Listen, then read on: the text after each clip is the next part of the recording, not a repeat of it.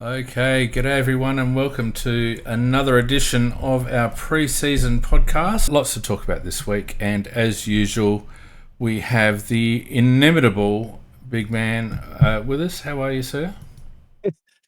I don't know what that word means, but I don't. Yeah, you haven't been I, called I'll take. inimitable before? I can't say I have, mate. I'm going to assume it's a good thing. But no, thanks for having me on again on short notice and a bit to talk about, both good and obviously bad. So yeah, I mean, it's be good to get stuck into it. Yeah. And don't forget, for those in the chat, not a big audience tonight, obviously the long weekend, so that's understandable. But if you are in the chat and you want to have something to say, then feel free to put your hand up. And no, don't put your hand up. We're not doing that this time. Actually, just put your question in the chat, and we will endeavour to get to it, answer it. Sounds good, mate. Oh, I'm a little bit distracted. Sorry. That's all right. Alrighty. Look, let's not beat around the bush. Young Daniel Curtin is obviously the big talking point, and you were there live as it happened, young man, and initially it looked pretty average, but probably not as bad as it could have been in the end. Yeah, I posted something as soon as I saw it because you could tell pretty quickly something was wrong. From my vantage point, I was like, "Oh, gee!" I actually like exclaimed and thought, "Wow, that was impressive from Dawson, to wrestle Dan." And then obviously it didn't take long for me to realize that something was wrong. And yeah, it's flattening whenever you see that, whether it's at a game or training session. Your heart goes in your mouth a bit, and your 100%. stomach sinks. See him get it carted off, mate. I thought I was thinking the worst. Obviously I Yeah. wasn't to know that it was a dislocated kneecap, which doesn't sound fun to be honest either. But No. we know in terms of like the recovery time, it's a lot different to an ACL. So I'm just flat for the kid because he was tracking really well. It does feel like this club is cursed a bit at times, Fiend. Oh But man, I tell you what. yeah, like the one guy we thought, we were so excited about, he's genuinely moving into the midfield and yeah, decides to pop his kneecap. So it's a real shame for him as well because he's put so much effort in. You only have to look at him to know that. Yeah. But and I'm sure I guess we'll discuss this. I don't think it's the worst thing as well because I think it also might address what's clearly a bit an ongoing issue for him since he's been drafted or before that Seems like with it. that knee. So it Yeah. maybe there's a silver lining there as well. But in the short term, it's shit for him and it's shit for us too because it leaves us without a real weapon heading to round one. Plus Isaac Rankin's obviously not playing and Sid Draper's probably not going to get up for that either. So we're looking a little bare in the midfield feed. Yeah. I mean, So I think yeah. the biggest disappointment for me with Dan is that he's going to miss out on a big block of integration into that midfield. So Yeah. not only does it rob him of games, but it robs the entire unit of having him in there. And I dare say when he comes back, he's probably going to be a bit tentative to start off with. And it may well actually put his transition into the midfield back a season, to be honest with you, because they might just decide that it's not worth the risk and they'll play him on the wing like they did in 2025, and that's a real disappointment.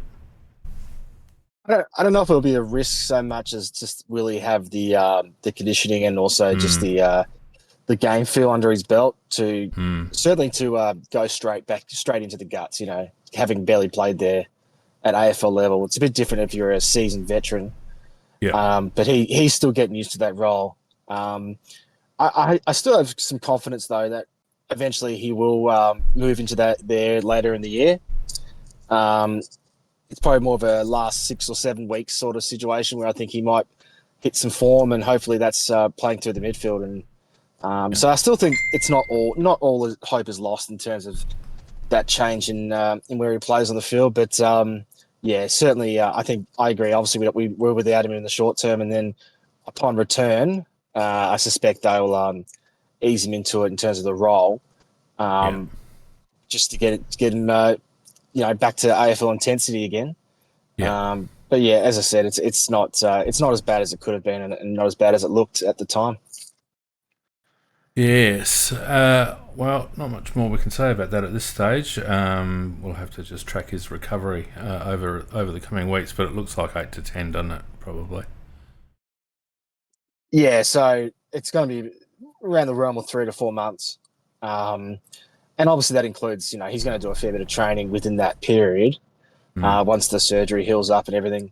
And look, I was just mentioning it before, but I'm not happy this happened, because I would much rather this surgery happen in the off season. But he's had that strapping on his knee since he arrived at the club, and prior partial dislocations apparently. So yeah, and when he was in his first pre-season at the Crows, he jarred his knee as well, and they were worried that was an ACL at the time, which thankfully it wasn't. So he's just had issues with this left knee of his. So. Yeah. I think initially we were hoping that maybe it wouldn't require surgery, but obviously they found something they didn't like. And it seems to be, thankfully not from this injury, but just an accumulation of past injuries. And there's obviously a vulnerability there.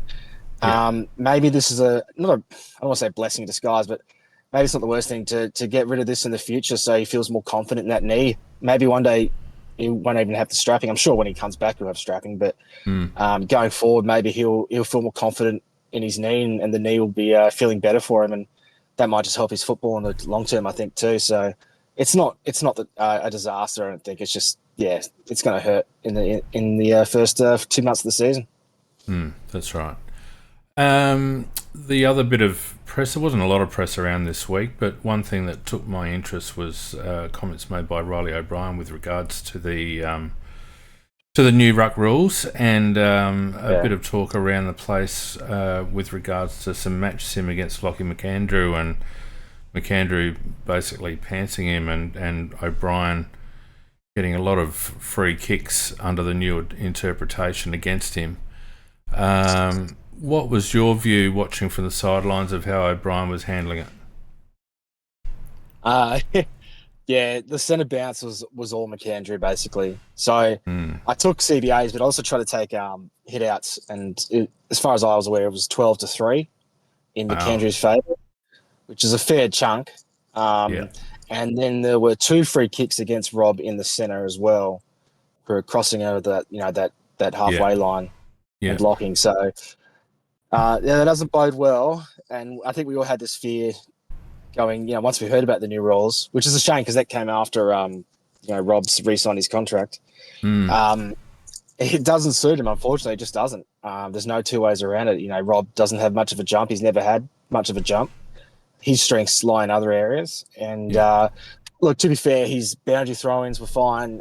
Even the ball ups are a bit, they're not too different to what we've seen in the past. But those centre bounces where, that's the most important stoppages, basically. That and forward half stoppages are the most important, and we're going to it's going to hurt us. It doesn't mean we can't. It's going to annihilate our midfield or anything like that, having Rob in there, but it sets us back from the start because guys are just going to jump over him. Like McAndrew's obviously got the height advantage, but he was legitimately jumping over the top of Rob. And he, then think about athletes like Luke Jackson, for instance. What's going to happen there? Tom DePoning.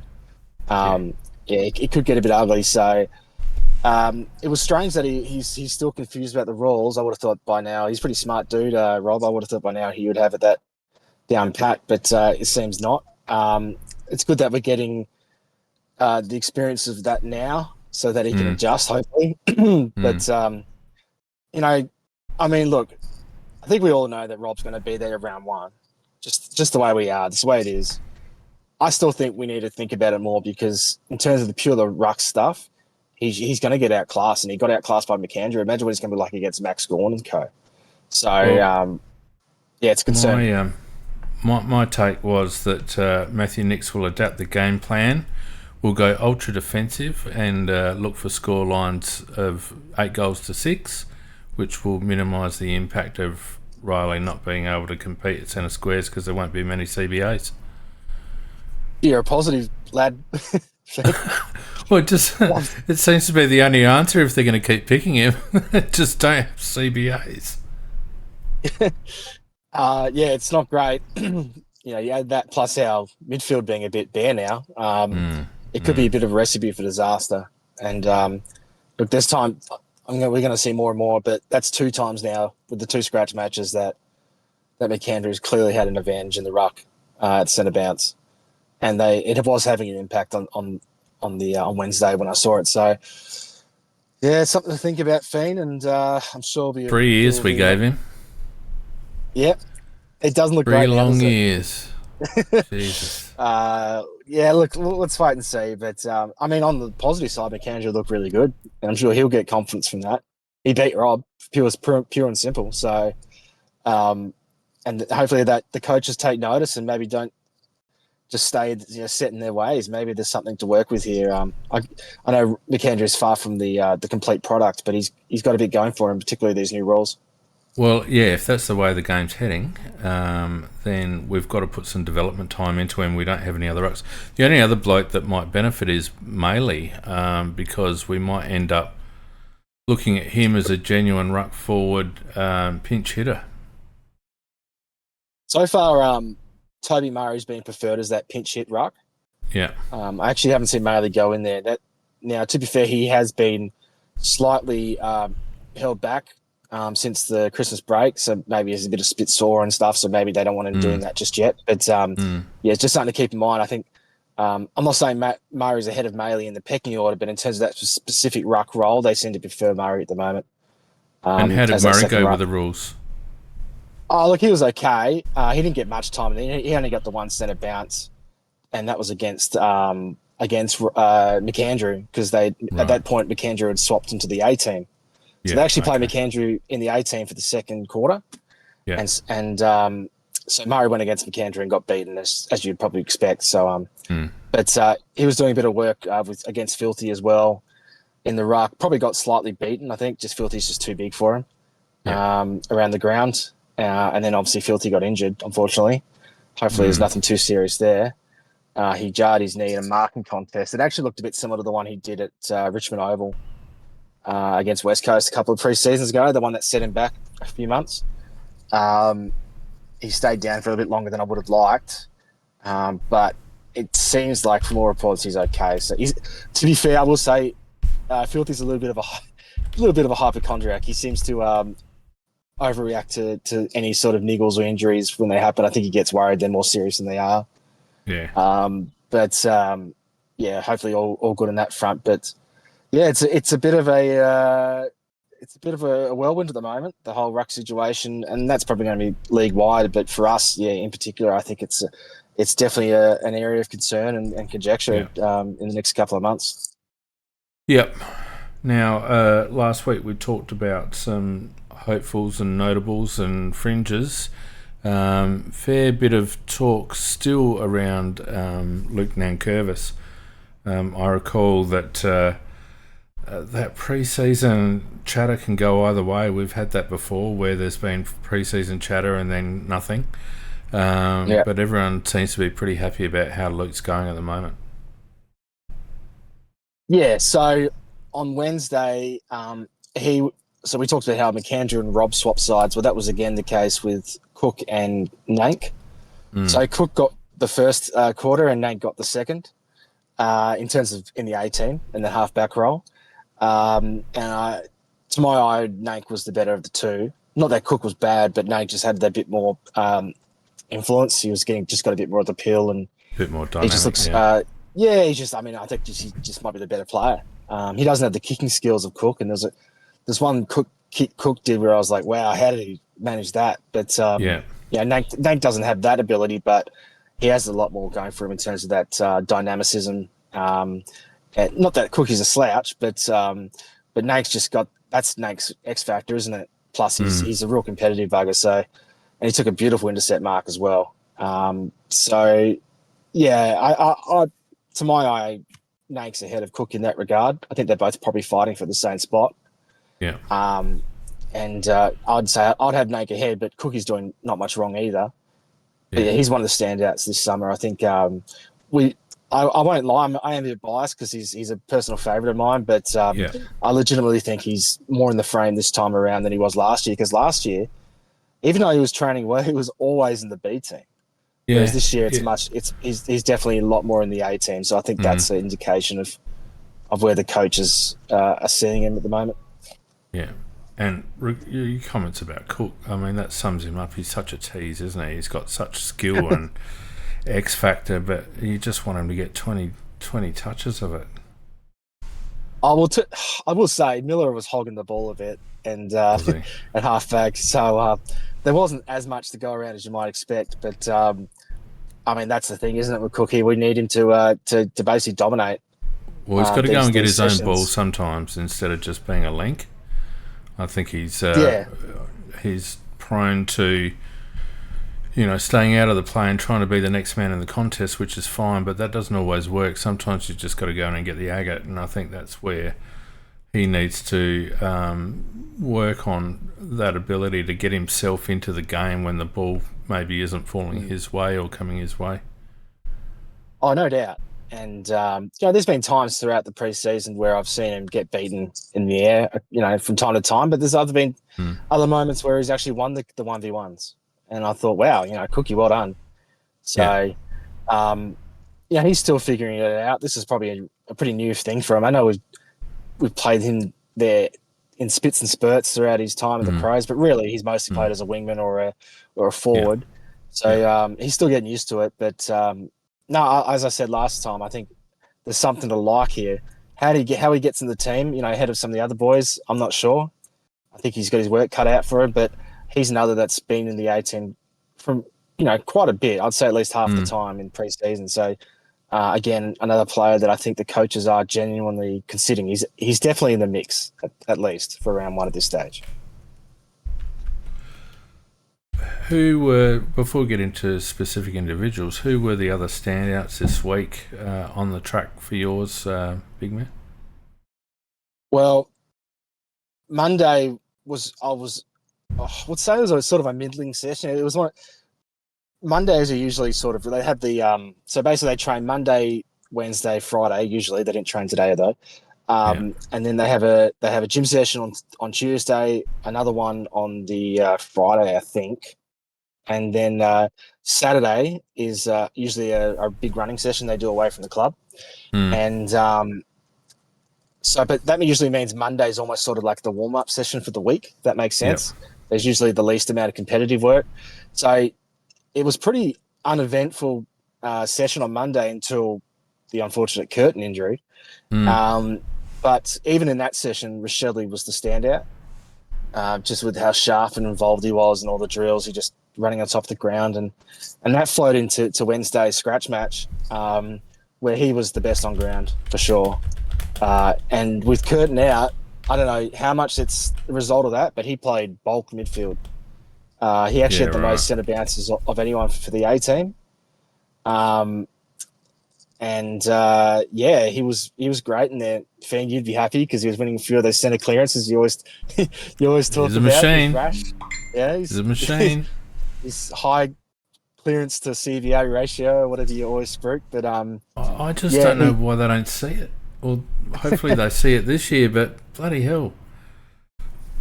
Blind Freddy can see how good he is when he gets in there. Anyway, come on. and the good thing is his agility was top notch. So he was able to sort of create his own space with a step or two, and Yeah. which is a good indication that his knees feeling good as well. Mm, And mm. yeah, I mean, he was just, and it's his work rate too. He knows where to hit up around the ground to get marks, and he doesn't waste the ball when he gets it. So, yeah, I mean, we'll have to wait and see how much this is just how real this is. It may just be, hey, look, we've got an opportunity here. Let's give him a big time in the midfield, see how he goes. Maybe it doesn't mean long term we're going to play him full time there, but it was a lot more than I'd seen previously, and he looked good. So I think that should be an indication that he might actually play a fair chunk of midfield this year, which is exciting for him, but also for us because we might need something different in there, particularly with Dan out. I'm going to raid the coach's box if they stick him at half forward again all season. I literally am going to start throwing eggs at the window. I thought you'd be doing that already, Finn. Well, there's been moments, but I mean, it's just we just need that X factor. And yes, we've got Rankin, but to me, Ranks is good when the ball comes his way because he's got that natural ability and that step and that turn of speed. But Rochelle is really good at getting to the fall of the ball, to the drop of the ball, which is something that Rankin's not so good at centre clearance. And I just feel like he's the X factor in the midfield that allows Geordie to play a little bit more outside, allows Peatling to get inside and get to work and Berry if he's playing, and those blokes. And I just think it's essential, and particularly now that we don't have Dan in there, I just think it's essential that he becomes part of our main rotation. Yeah, I mean, we'll have to wait and see. And it's interesting you mentioned Isaac. He also hurt his bloody knee on the boundary in one of the earlier drills. And he was lying down, and I was a bit worried he's getting checked by the docs, but he pretty much fine, I think. Maybe they didn't play him as much in the guts and gave time to Rochelle because they were just being cautious with Isaac. I'm not sure how much that factored into it, but that could be something. It's probably one of those ones where I need to see another, practice match hopefully next week and get a better gauge for it. But yeah, I think there might be something there, which is good news. Yeah, and just on Isaac too, true to his name, he and his partner had a kid on the weekend last week. The other Isaac. Come on, mate. Great news for the other Isaac, and yeah, he was pretty good on the weekend. On Wednesday as well, hitting some targets up forward. But I don't know how much sleep he's getting right now. But it was good to see him back because he missed the Monday session. But obviously, pretty understandable why. He's just had a kid. God, so slack. Yeah. Good on him. Yeah. All right. So who else was the standout, mate? Well, I think to my eye anyway, I was really happy with. We've talked about him a lot of times already throughout the preseason and obviously last pod. But Archie, like he kicked 3 goals. Oh, sorry, 2 or 3, 2 or 3 goals. All he left season a few that's out there going to actually. Yeah, I'm expecting it. And he missed a few as well, so he could have had actually a decent bag. He wasn't even playing that much time on ground. This guy just knows how to play footy, Fiend. And look, that's not a surprise. Like, he's played a lot of footy now. He's played in flags. It's not like I'm talking about some unknown rookie here, but gee, he's. I think he's underrated. Like this. He's an underrated recruit, big man. And he was underrated at Brisbane. He's underrated in the trade period. He's almost being disrespected as some sort of pinch hitter. And that's not what he is. He's best 18. So I think he's an upgrade even on a guy like Neil Bullen, who, to be fair, Nibbler kicked a bag of 3 as well on the weekend. So on Wednesday, so he did no harm to his pre-season form. But Archie's just got that bit of extra. He's got the big extra speed and strength, a bit of extra height, bit of extra better aerial ability. He's got a lot of weapons. So and to get him for nothing is just crazy. Even just watching him at the moment. So he's not going to change our fortunes in the midfield, but in terms of just adding another quality player to our list, the more the better. Well, and the fact that he can swing back and forth and play on a wing and just do a job and run through areas, and I can't wait to see him run around because, as I said, I just think people have underrated the impact that he's going to have and his ability. And not only that, mate, he stands up continually in big games, in big moments. He's a big game player, doesn't get overawed. Was pivotal in Brisbane's 2 flags. What a pickup for nothing. I mean, that makes up for them signing Rob for 3, to be honest with you. We can't get them all right, Fee. No, that's right. No, but look, another thing too that I should touch on is that, Rash moves into the midfield with Curtin out. but we still have Archie and Neil Bullen up there. Keys wasn't even Mm. playing because of that hamstring. Yeah. And you had Peller up there as well. So as much as I love Rochelle close to goal, at least with Archie, just gives us a bit more zing up Bless there. you. And yeah, I think that's. I just think he showed what we were missing last year. When Rochelle was out, we lacked another quality small forward. As much as Taylor did okay in the job, and others went through there, but Archie's another level above, and yeah, he'll probably allow Rash to play more midfield, and we won't lose out as much around goal when that's the case. So Yeah. yeah, plus Rankin obviously playing up there as well. So it just strengthens that forward group, which is already pretty strong. But even last year, even with Rochelle out, it was still vulnerabilities, wasn't there? Yes. And Archie just sort of shores up that side of things. So great We recruit just thing. we lacked that dynamic element in our forward line when Rush went down. Hurt us a lot more than people expected, I think, including myself, to be honest. Yep. All right. Now, a player we didn't talk about much last week was Josh Worrell. Sure. How's he been going? Just remind me to mention the play Fiend after I talk about Josh, because there was another guy that I wanted to talk about. Sure.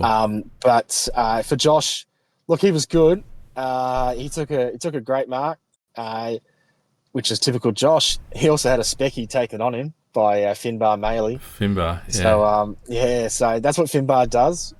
He also missed the goal, so that's also what Finbar That's does. also what he does. Yeah. But no, look, he's Josh Worrell. Like he looks great out there. He was being held back a little bit before Christmas. He was one of those that I think may have come into pre-season with a slight niggle, or maybe he was coming off surgery, or something happened in the off season, and he had the fluoro hat on at that point. Right. But now he's all good to go, and him and Fogg were sort of in the same boat where they both were sort of underdone and have had to sort of catch up a little bit. But thankfully, they've both been pretty much unimpacted since. No reoccurring injuries or anything. So fingers crossed that stays the same. I said on Sunday that we were injury free pretty much, and then something happened the next day, Within mate. 24 So hours. I don't want to jinx it again, but yes, he looks good. He's a bit like Phil Thorpe, but they're just getting through this, churning out the sessions, getting through the work, not slacking off by any means, but they don't seem like they want to spend all their tickets just yet. I think that Josh is at that point where he should have been All Australian last year. He knows how to play AFL footy, so his time to shine. He's not fighting for a spot. No, and that's how it is. It's the Nanks, the Cooks, the Bonds, these guys that really have a case to prove. So but yeah, nothing to worry about with Josh. He's going fine. Yeah. Now, you were going to say about something? Yeah, so it was interesting. So Mitch Marsh, so he started in the B team playing on the wing, but he actually played in the A team in the second quarter, which I thought was interesting because they could have played Shoal there, even Billy Dowling, who's sort of been repurposed now as an inside mid, but we know he's capable on the wing. But they went with the first year player, so that has to mean something, I'd imagine. And he looked good, Fane. Don't get me wrong, he didn't absolutely kill it, but he was working up and down the wing. Yeah. His running is really high end. He's got a great work rate, so that's going to help for that sort of role. He took a big pack mark for round one. Maybe we'll have to wait and see. I mean, he took a big pack mark in the forward line. Quite a few players deep. Where he's not the tallest bloke, and yet to still take that mark is a great effort. He kicked 2 goals, one for each of the A and B teams, and just did the things you'd hope for that sort of wing role. So, I'm not going to go early on it yet because there's a lot to play out there, and I think we're pretty good with giving kids debuts, particularly the high end draft picks debuts in round one. So it's not out of the question, even though Marsh is probably more of a project type. There's a couple in there that would probably argue the point with you, but go on. Well, I mean, true, but I mean, if you look at our history, Draper, Curtin, Draper, Max, Rochelle, even Saligo, and the like, even Mackesy back, going back and stuff like that. We have actually played them under Nicks in round one for the most part. So it's not out of the complete spectrum of things happening, but I don't want to hype it up too much because he's just a kid. But maybe we've identified that we want to fast track that wing role, because I think we talked about that last time, is that we really sort of need that marking wing. And now that Curtin's can't even play there because he's not even in the team now. Maybe that's something we're looking at. Bit of a wait and see, but one's a track theme, which I think that's exciting. That he's getting a gig that early in the summer, and might be further ahead in the coach's eyes than we thought. Well, I know that they were quite excited to grab him where they did in the draft, and there were probably a couple of clubs that were a little bit surprising in the fact that they overlooked him, although he's a South Aussie and all that. But well rated in dispatches, and I'm pretty pleased that they're giving him a run, because I reckon he could be a little bit of a fast tracker. And Arab Crow says in the chat, giving off Max Michelani vibes. That's probably a fair call.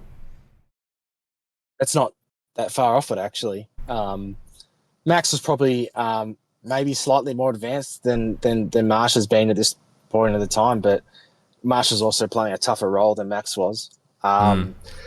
So yeah, it's a wait and see. He still has some work to do on his contest stuff. He probably just needs to go a bit harder sometimes in the aerial stuff, but then he took that pack mark, so he's obviously got it in him.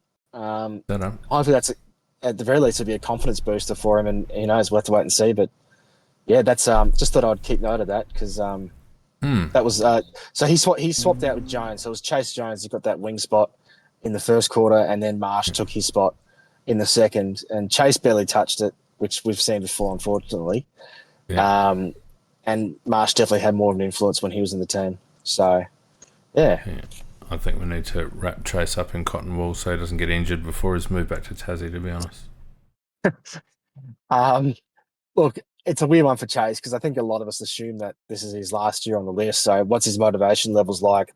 But we are playing him quite a bit in that A team, which probably says a bit more about just our lack of wing options than anything else.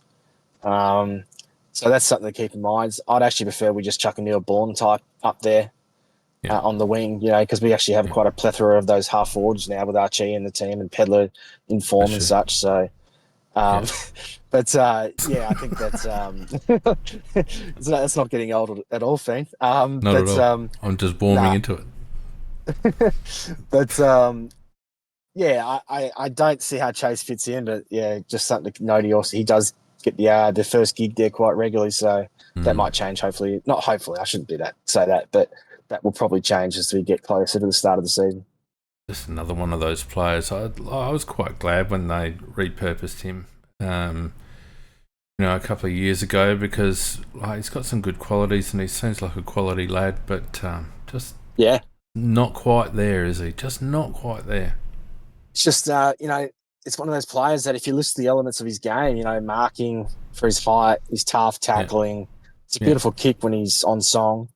He'd kick a goal, actually, and he's tough as nails, but just the footy IQ part, just knowing where to be, and when he does have the awareness of players around him and not getting tackled. And that's one thing. He's always struggled to break tackles and sort of get through traffic. And as a midfielder, that's sort of the nail on the head, on the coffin for any midfielder if you can't break tackles and get through stoppage. So, which is surprising, given that he's got a fairly low centre of gravity and he looks like a good runner, but he just doesn't have those first couple of yards, does he? I'm sure he tests well. It's something in his game where he just hasn't developed. And I guess when we recruited him, we were hoping that would come in time, particularly in a professional environment, rather than playing for Tassie, But it just hasn't happened. And we tried him all over the spot. I actually think in some ways he might just be best served playing forward, because he is pretty handy around goals. We know he can tackle and take a mark, but I just don't see how he fits in there. And so I think it's wing or bust. And I'd like to think we have better options coming through than Chase, unfortunately, who's he's turned 26 now. I think we know what we're getting from him. So Yeah, we've hit the ceiling with Chase, unfortunately, and like I said, it's been on the list a while, and there are others now coming through that show a little bit more flair and a few more strings and deserve an opportunity, I think. And speaking of blokes that deserve opportunities, how's young Charlie tracking?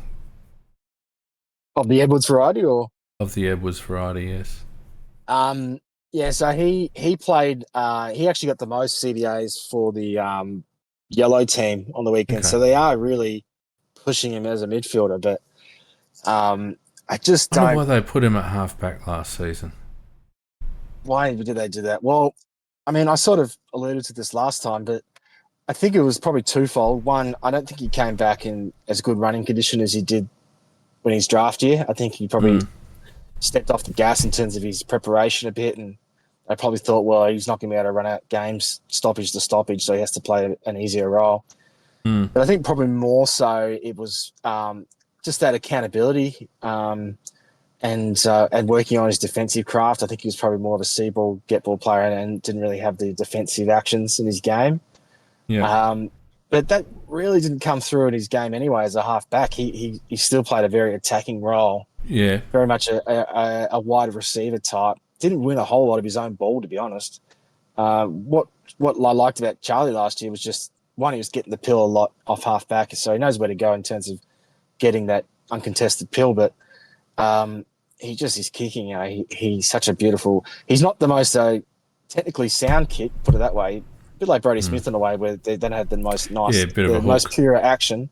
Yeah, it's a sort of a dinky looking kick, but it really does work for him. He gets serious mileage on it when he wants to.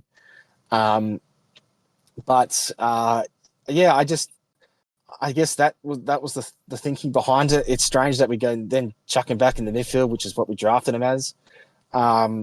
It just feels like we don't quite know what to do with him. That's how I sort of read it, Fiend. But at least we're not sort of pussyfooting around with it this summer. We've trained him exclusively as a midfielder, so that's good. I guess the issue is that he didn't get much of it on the week on Wednesday. So that's a couple of scratch matches now where he just hasn't really had much of an influence. I thought he went to ground a bit too much. He just doesn't have that toughness you need, and it's a shame because he's a big guy. Like, you look at him, he's probably the same height as Jordan Dawson. Yeah, it's And he's built 193, really isn't thickly. it? And we know he's a great runner. So when he gets the ball, he can run with it, but he just wasn't able to sort of get that contested loose ball. And his aerial game, for a tall guy, he doesn't really give you much in marking power. He's not like, Dawson, who's just such a good mark for his height. He's not really like that at all. So I don't want to, I'm certainly not writing him off, but I am a little bit worried that he may not be improving as quickly as we hoped, because when we picked him up in his draft year, he was basically a smoky. So he didn't play for Vic Metro or Vic Country, because he was actually originally from Bendigo, even though he played for Sandringham.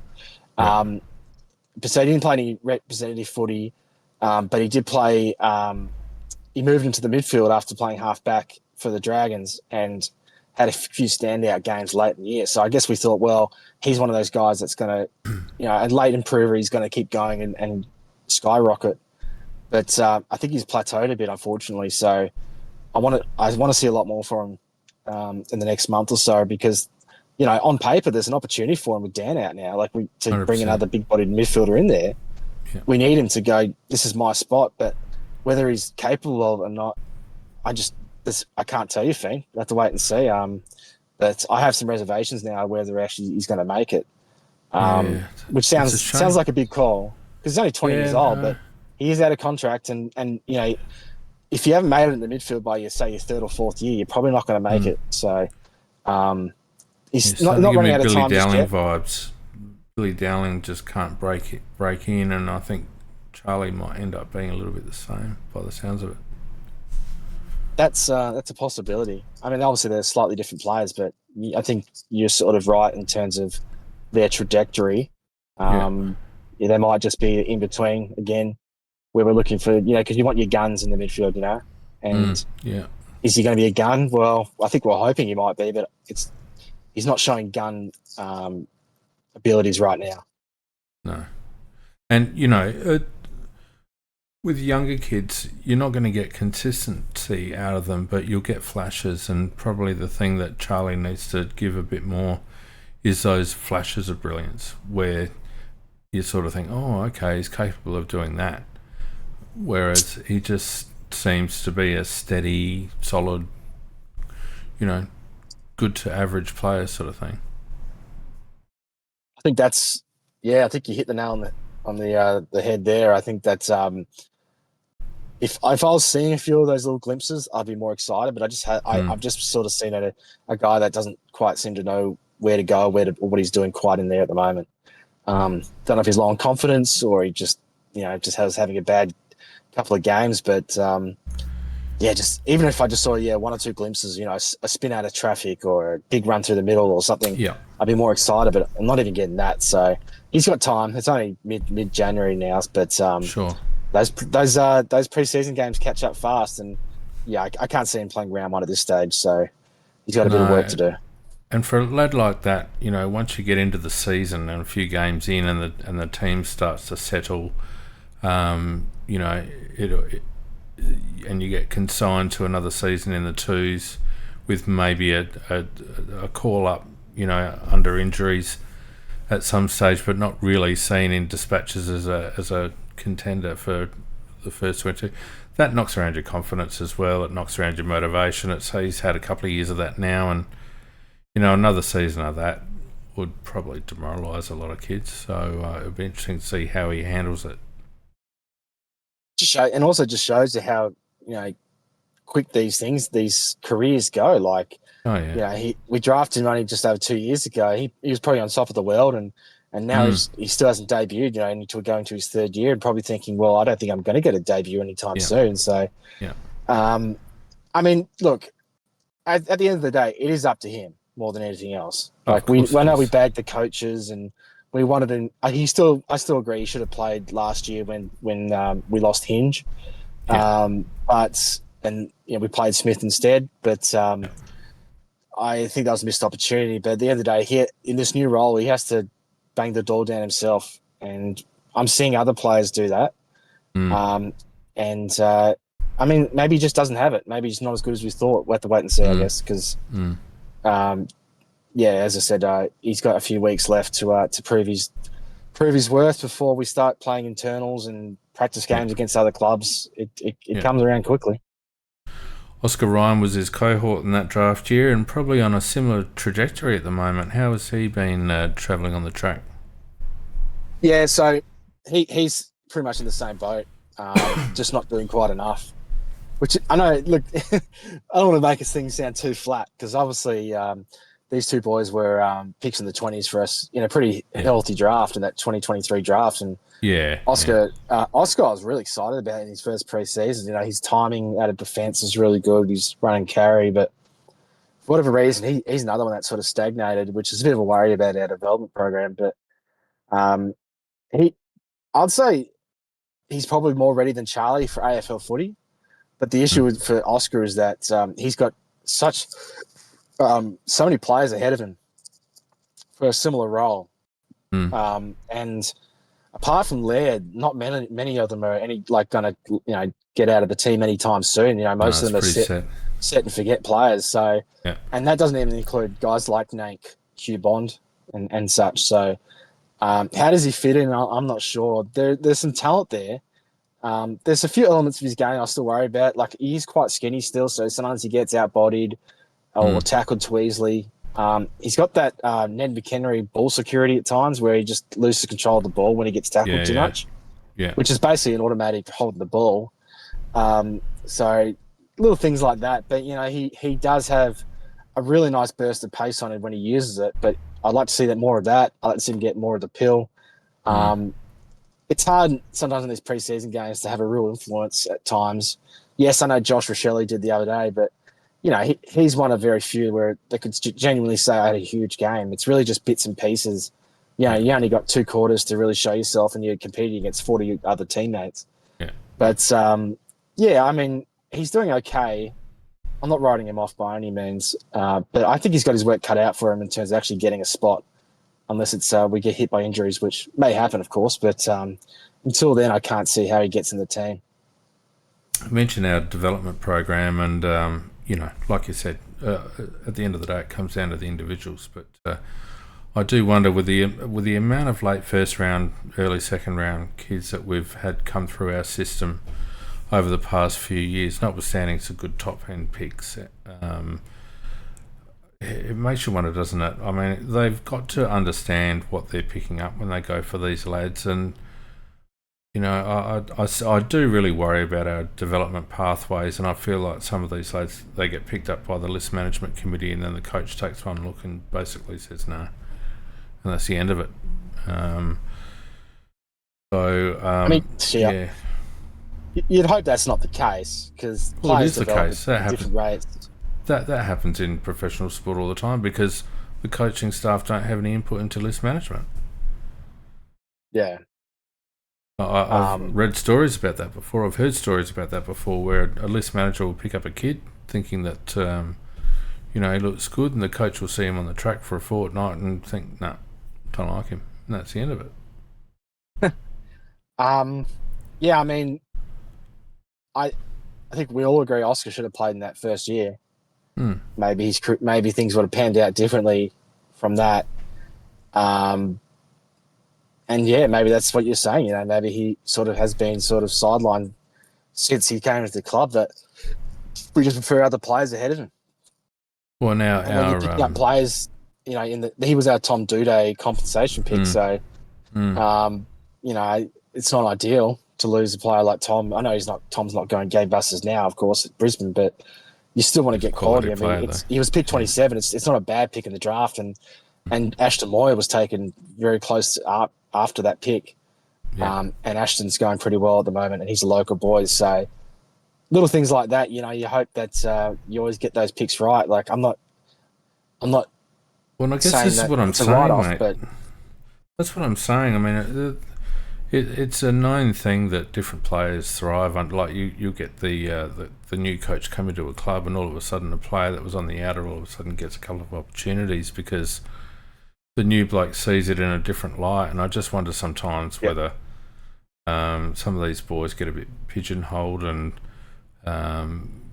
have to work. Billy Dowling is obviously another who I think has deserved more games at times, and particularly with our lack of strength along the wings, I think he could have made a bit of a difference on the wing at times. But I think there are just some lads, whether it's their personality or their various strengths and weaknesses and how they're seen by the coaching staff, that just get put in the no thanks basket pretty early on. Yeah, I think that's a valid point, and we are seeing that to different extents with different players, and I guess we have to see what happens this year. Yeah, I think and some of these boys are they're genuinely trying. Like Billy Dowling, for instance, who I sort of failed to mention last pod, but he deserves some credit. Like he's never going to be a huge guy, Billy, because he's got quite narrow shoulders. And a bit of a humpback, so he's never going to be like a really big bustling dude. Yeah. But he's really put the work in to develop his body. He's obviously targeted an inside midfield role, which I didn't think it suited him because I'd never loved his contested game. I've always liked his overlap run and his ball use around goal. Like he's such a good kick for goal. He's got an amazing ability to hit up 1-2 goals a game, nice even if he's playing midfield. Yeah, beautiful long kick. Much better kick for goal than he is around ground even. I doubt him as an inside mid, and I still have doubts as well. But like he's come in with a real dynamicism this year. He's breaking tackles. He's definitely bulked up as much as he probably can on that frame. He's trying his guts out there, and I just think to myself, well, he still hasn't got a single minute in the A team yet.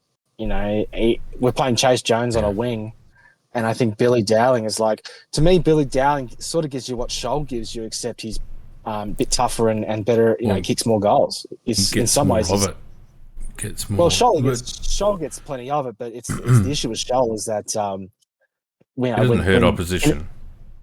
No, and in contested tested situations, I'd back Billy in before Shoal. Mm. And that's not just having a go at Shoal. He just never had that strength and power in his game. And I think Billy's got a bit more of that.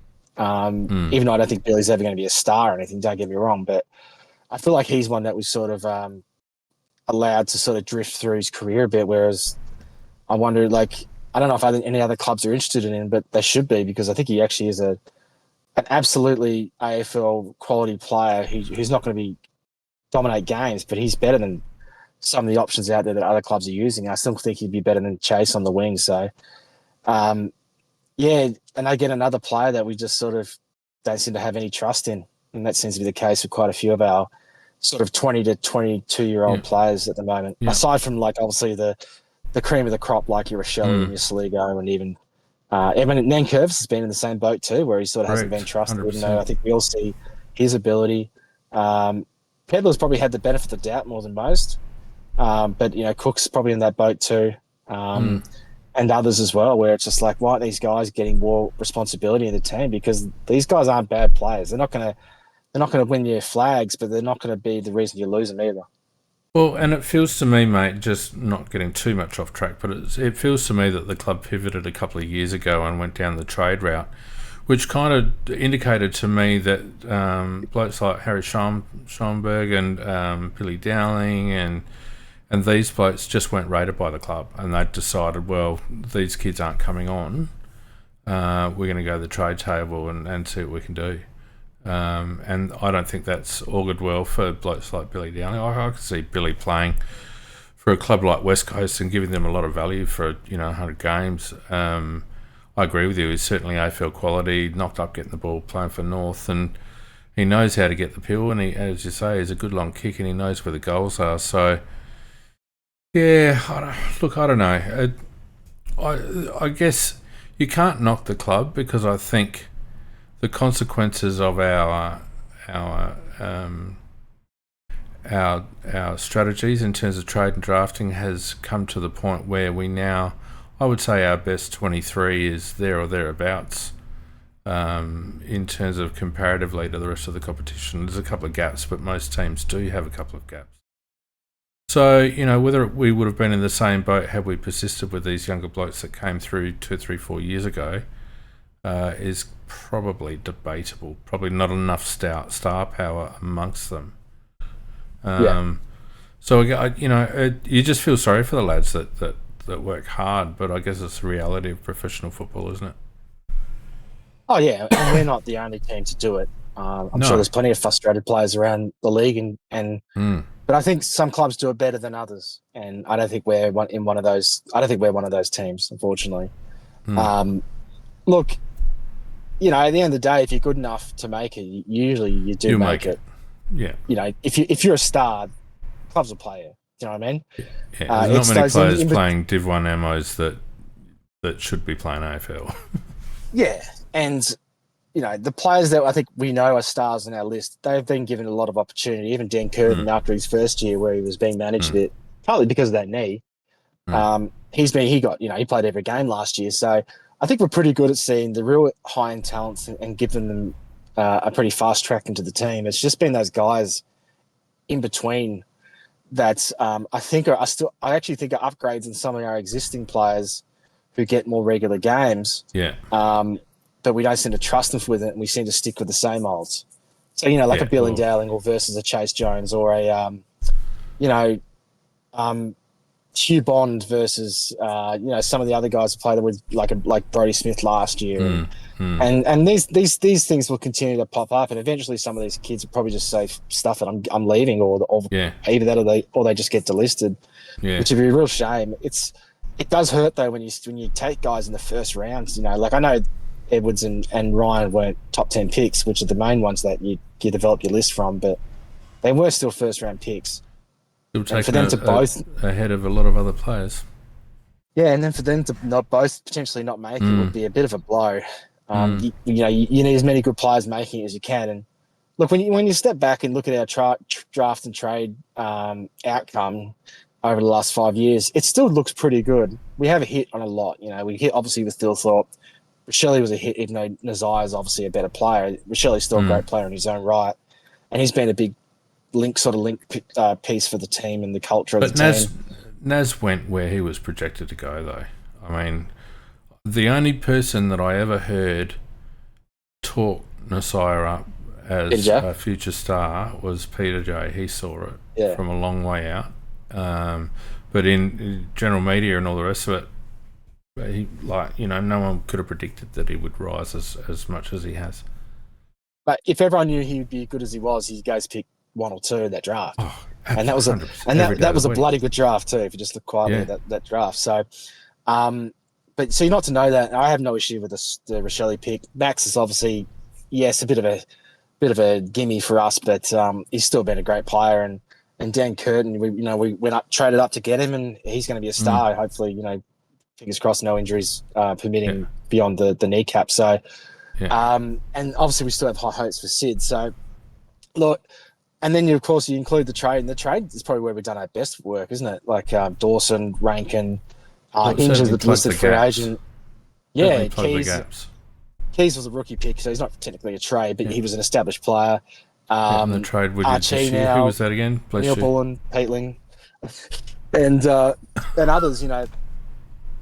Even Mark Keane, as a cast off from Collingwood, from getting from that's these sort of things. They're no one was going to pick Mark Keane, but we did, and he's now a genuine AFL fullback. He's not perfect, but he's a very good player in his own right. So look, I can't criticise us overall, but I guess we always expect a lot, and I think we're still missing a trick at times, and I know we've gone on a bit of a tangent here, but I think a few guys like Ryan, like Billy, and there's others as well who can probably consider themselves in the same boat, probably would feel a bit harshly done by, and it's just hard to see how they get regular gigs in the team, and in some cases hard to see how they even get one opportunity to begin with. At all, yeah. All right, well, let's straighten up. Any other players of note? We haven't really talked much about Jake Saligo. How's he going? Yeah, so he's going great. He's looking fresh out there. He's covering the ground really well. He played really well again on the weekend, getting obviously winning the hard ball, but getting a lot of easy ball around the ground. His kicking was beautiful, he looks so confident out there, like he knows he belongs, and I just hope that translates into the real thing. I expect him to start the season well. It's just 2 years running fiend. We've seen him die out in the back half of the year due to groin issues, I suspect. So if he can just stay on top of that, maybe under the new Ian McEwen guy from Ireland, maybe he can sort of stave off those issues and play a full season. And if he does, I'm not going to say the world's his oyster, because he doesn't have the tricks and speed of some of the other guys in the AFL. But geez, he's a pretty damn good player, and he's got a lot going for him. He just needs to find that way to sort of bridge the gap between his best and worst, and that's right. And bring it. There's 23 games in a season, play 20 great games. Whereas right now he's probably only pumping out a dozen, if that. I think that's the difference between him and some of the other I don't know if Sligo's ever going to be A grade, but he might be. I'm not going to put a limit on him, because I think he's genuinely got what it takes. I just needs to do it for the whole season now, and hopefully this is the year it happens, because it's his 5th year now. It's time to really break out. Well, and like you mentioned, I think his bad games need to be 15 to 18 touches, not 10 to 12, which is what we've seen from him at times. So he needs to lift his floor and have more games closer to his ceiling. All right. I was going to a couple of the older blocks. Sorry, Fane. I was just going to touch on, because we didn't talk about these guys last pod, but it's the SSP guys. Yes. So that's an interesting one. So as we know, we didn't take a third pick in the draft, and instead we decided to carry it over into the preseason period and train a few boys on. And Tom McGuire, I almost said Mick. Yeah. I'm not sure Mick would cover the ground that well these days, but Tom and obviously Zach Foote. So they've both trained with us pretty much since pre-season started. Tom hurt Yeah. his ankle in about the second week of his time here. So unfortunately, he missed pretty much all that pre-Christmas period, but he's back now. And Right. Zach's been, without injury, he's done it every session. So it's interesting what we're doing there, Fiend, because they're not doing a whole lot wrong, but I'm still not sure if this is the way we should have gone down. Now, at the end of the day, if Hamish doesn't rate the players that were still available in that draft, so, and I'm talking guys like Ollie Greaves, Blake or Sean Benier, who's training at Port at the moment for a spot. You know, it's going to hurt if he makes it, for instance, because he's a local kid and he's had a pretty good junior career, Blake, and if he was to make it at Port, that's going to be a bit of a salt in the wound. But yeah, I just wonder watching these guys because I look at Tom and he's a good kid and he's obviously he was predicted to go pretty high in the draft at the start of the year, but he just physically he hasn't really ever come on. He's a small kid, and not just in his height, but he's also just his size. He's got one of those sort of frames where you feel like you just ragdoll. Do you know what I mean? He doesn't have that wiry strength. Even more so, I think. And almost Paddy Parnell style, Yeah, right. And like he's a clever little player, but I just don't see how he fits in at AFL level because it's just such a step up. And then you've got Zach Foote, who I think is at this stage, and it's harsh on Tom because Zach's 25, Tom's 18. Zach's played VFL footy. He's actually played AFL footy. He's played a couple of games for Sydney after he got drafted. Tom's just an 18-year-old kid still finding his way, and he gets injured. So of course Zach's going to stand out more. But Zach isn't Zach Foote. He's got some tricks, but he's also got some weaknesses as well that were there when he got drafted and are still there now. His kicking, his decision making under pressure aren't great. He's a real nuggety type. He's got good speed. He's got that almost rugby style build. So he's quite exciting to watch when he gets going. So I can see what they're trying to do there, but I also see a player that's probably got a lot of holes in his game that, I'm not sure whether he's got an AFL game or not. So it's a bit of a worry for me that we've got training these two guys who I both have doubts on, particularly McGuan, as to whether they're actually a good fit for us when we could have taken a kid instead. McGuan really surprised me. I have no idea why we trained him on. I really don't. Nothing against the kid, but just didn't seem what we needed. Yeah, and I can't help but sort of agree. It just felt like, I don't know how the process was in terms of who we actually decided to train with, because how much was that preordained before the draft as opposed to a consequence of who was not taken and who was in the draft? Like a guy like Angus Anderson, who went to Collingwood, he played for Sturt this year and was really good, as you know. Was he someone that would have been someone that we wanted to train, but obviously then he gets picked up, so we can't. Was there other players like that? I don't know what our system was going into this whole period. I'd like to think we had our mind already made up before the draft, and we knew these guys weren't going to picked up, so we already had these guys in mind, and that Foote and McGuan aren't just leftovers that we thought, okay, we'll give them a try instead. It felt like it. I must admit, it felt like we dropped the ball on the SSPs this year.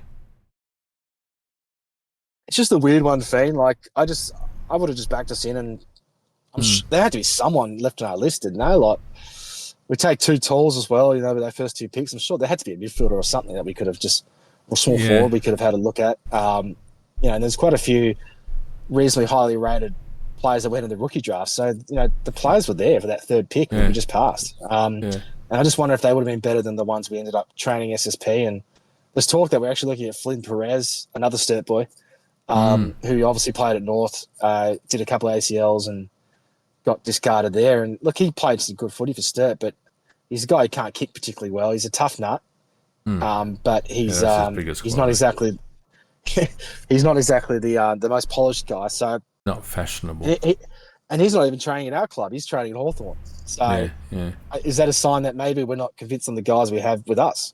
So there's just so many things where I'm just like, what exactly is the strategy here? I would have liked us just to really knuckle down and just focus on the one player, and instead we're sort of just it feels like we're just throwing you know bird Throwing mud seed at the out there and wall. watch and Yeah. yeah, it just doesn't seem like we have quite a plan in place. I guess we'll see. I mean, for me, Foot gets the gig as it stands. But I still have doubts on whether he's exactly what we need either. Like, even though he does bring elements to his game that we are lacking a little bit, particularly in that speed and power department. Gee, I think we might get frustrated if he plays some AFL footy and turns the ball over and such. So, yeah, what do you think, Finn? I mean, you sound like you're concerned about it. Oh, just underwhelmed, I think, more than concerned. I just feel like it's an opportunity that some clubs put a bit of time and effort into and reap the rewards. And other clubs like us just seem to not pay it much attention and had a bit of lip service, to be honest with you. And we seem to be more focused at times on getting good, honest players to fill the gaps in the SANFL than actually supplementing our AFL list. Yeah, feels like that might be the case again with these guys. Yeah, Like, I mean, exactly. Foot. Don't get me wrong, Foot tears up the AFL. Like, he's very good in that standard league. But so are a lot of players. That doesn't necessarily mean that they're going to go gangbusters at AFL level because it's just such a step up. Um, Look, yeah, I'll be curious to see what other people think of them both when they get to see them. Like, I'm guessing they'll hang around for like the internal trial and such, and I'll be interested to see what other people's thoughts are. But I have reservations on both for very different reasons. They're actually very different players. I don't think neither are going to help us in the short term or the long term either. And I No. think if you're getting a guy like Foot who's 25, I think you want someone that you know is going to come in and have impact. Yeah. And I'm not sure. I don't have the confidence in him just yet to do that. So, yeah, I don't know. Well, I probably would have liked us to trade someone else in, or maybe if we're going to go down the experience route. Um, but it just seems like we sort of ended up with nothing in the end. yeah. It's just a really weird one, I reckon. Yeah. All right. Well, we should wind it up, mate. Any last comments or people that you want to mention? How the old fellas going? Tex and Laird and these blokes. How are they pulling up? I think they're going all right. I mean, both those specific players, like they do get managed a bit throughout sessions. They do the majority of the work. Don't get me wrong, but At a they're canter. definitely yeah, they held off from time to time. A drill here or there. They're still doing running or whatnot if they're not doing it. I think it's just to minimise the load a bit. Yeah. Tex looks really fit for what it's worth, but there are times occasionally when I watch him, I think, oh, he could have got that ball, 5 years ago where he's just short. It hits the deck and he's not able to get there Just in a yard time, or short. Yeah. yeah, not quite bending down as much as he used to. I don't know if it's Yeah. self-preservation or whether it's just the text we have now. I mean, he did kick. They has a match sim not that long ago where he kicked 3 or 4 and could have kicked a bag. So I'm not Yeah. saying he's struggling. It's just you can definitely see that he's not the player he once was, and we knew that he hasn't been that It's player the since last what? 10% with Tex that's dropped off. Like the ability to chase, the Yeah, ability to turn.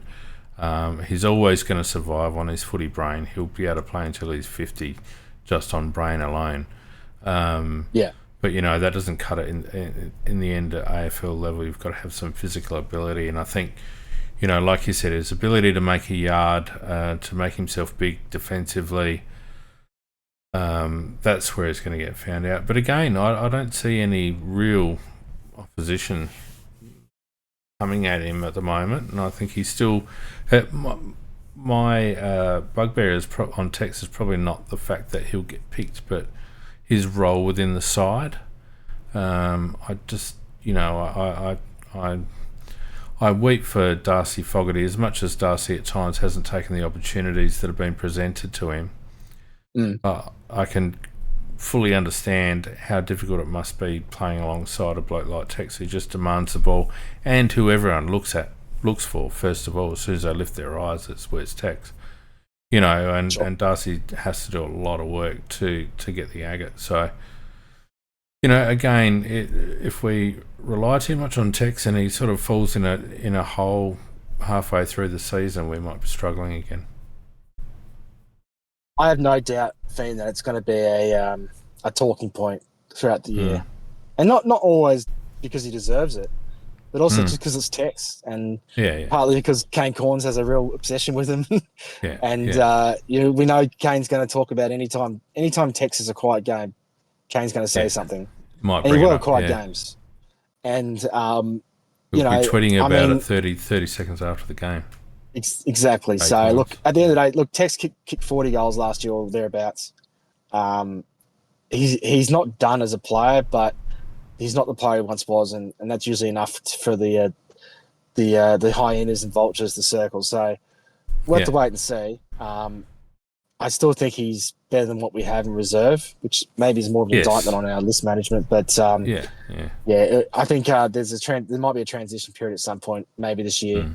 Obviously, this is his last year, but I mean, even throughout the year, we might have to, depending on how he's going, we might have to change our whole structure and play a smaller forward line, which may not be the worst thing, depending on how things go. Has he declared it's his last year? No, he hasn't. But I think we all agree. Mate, people have been writing Geelong off for a decade.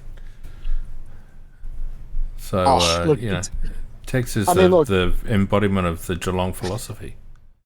Players they're lasting longer than ever. Pendles is bloody nearly 40 and he's still playing. Did you know that he used to play basketball as a kid? That's you're kidding. Revelation, right? That's brand new information. But Taylor told me that. But look, he turns 36 this year. Tex. There's not many key forwards that hang around when they're 34, 35, let alone 36. No. Hawkins probably the last one. And he struggled in his final year too, didn't he? He did. Yeah. So look, I think we all know how it's probably going to go down this year, but like I said, at least for now, I just don't see who's pushing ahead of him. And it's probably so that's sort of where I see it. And look, and you mentioned Laird. Laird's Laird. You know what I mean? Yeah. Like we know he's going to be there round one. He's just doing what he needs to. I don't have the I'm not as against Laird as some others who want him out of the team. I think he showed last year that he's still pretty important to us.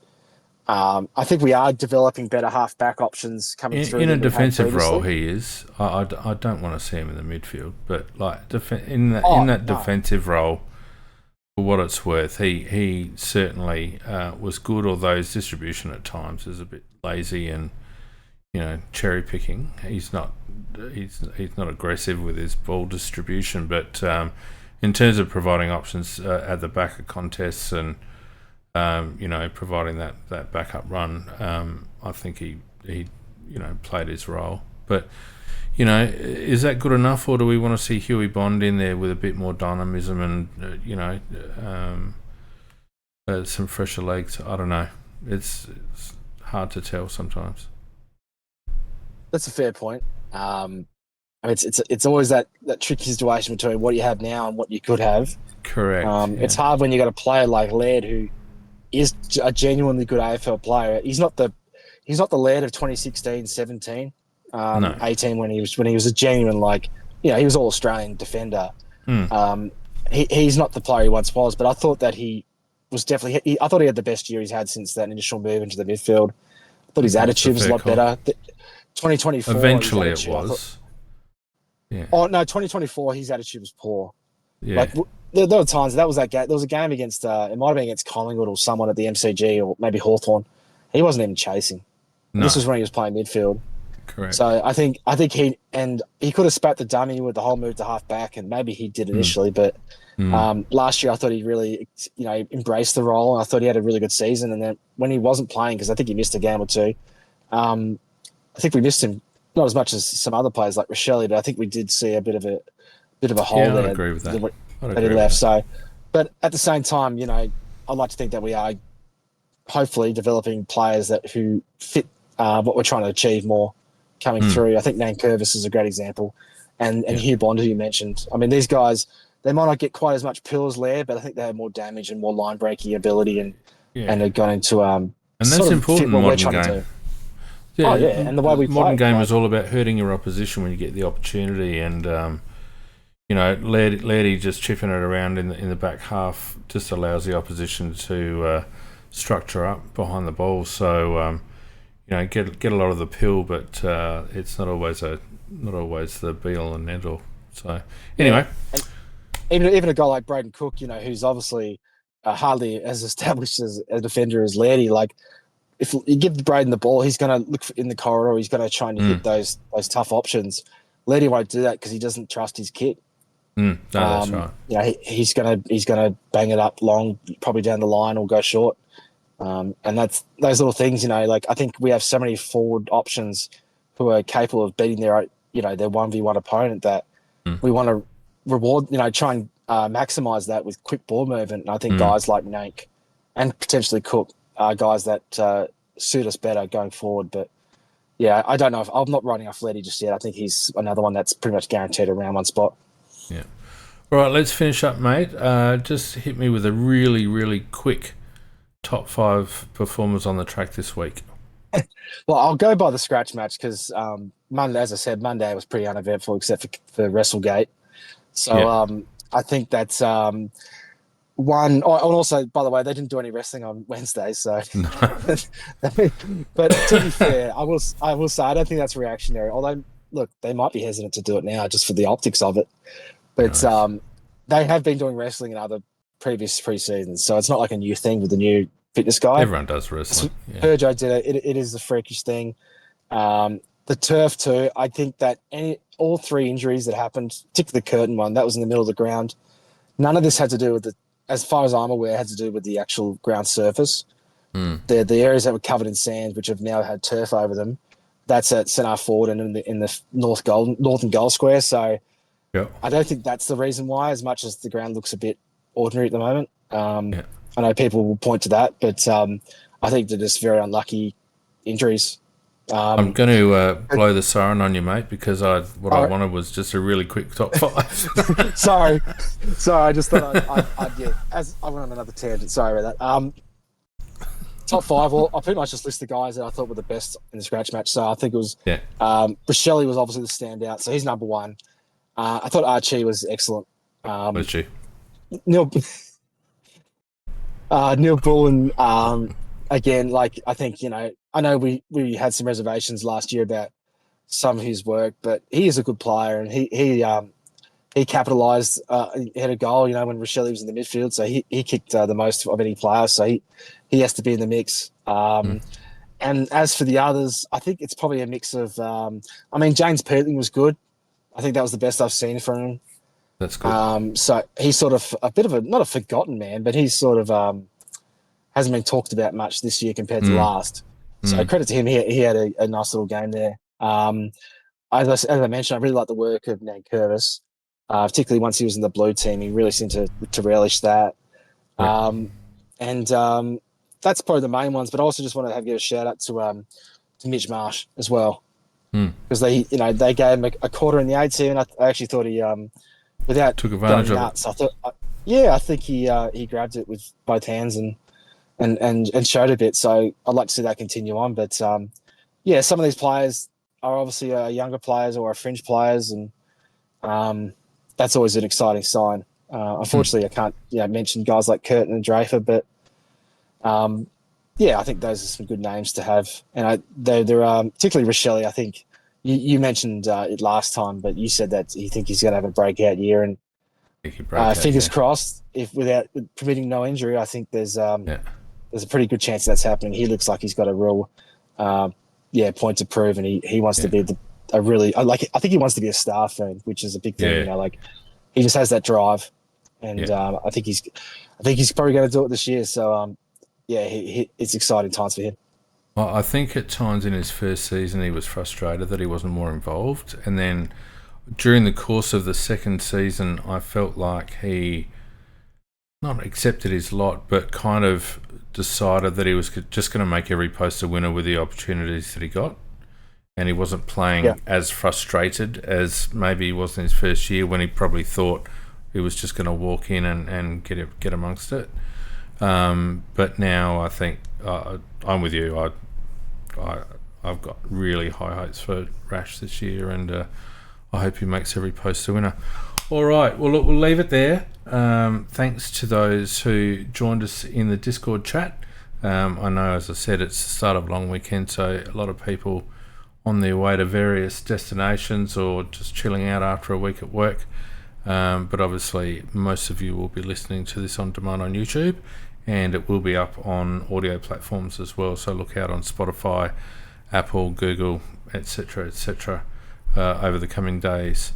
Mate, thank you very much for joining me once again. Your input is second to none when it comes to Crows pre-season intel, so I really appreciate you being on board. Thanks, Fiend. Obviously, rambled a bit. That's all right. But that's all right. That's just how we work. If I start calling you Macca, then you've probably overstepped the mark. Yeah, I'll be in trouble then. But until then, I think it's always fun to talk about the Crows, even when bad things happen. It's obviously a bit of a downer this week, but we move on, and that there'll be new opportunities for other players, and hopefully a few more of them take advantage over the next couple of weeks, and it'd be good to talk about then. Yeah, awesome. All right, thanks everyone. Thanks, mate, and we will see you next week for another wrap up of pre-season training. Good night. Thanks, guys.